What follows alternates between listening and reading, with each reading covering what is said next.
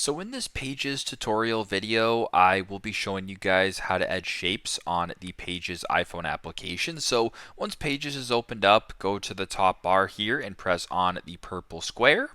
Now I'm on the Shapes tab right here, but if you're, for example, on the Discover page, just go to the top right, slide it over to the right to where you see this circle and the square, press on it, and now you have a bunch of different options in regards to the shape. So you can scroll down and just see basic shapes here. So if you wanted to add a circle, you can add a circle. If you want to go ahead and maybe add I don't know, maybe more of like a 3D shape, you can go ahead and add that.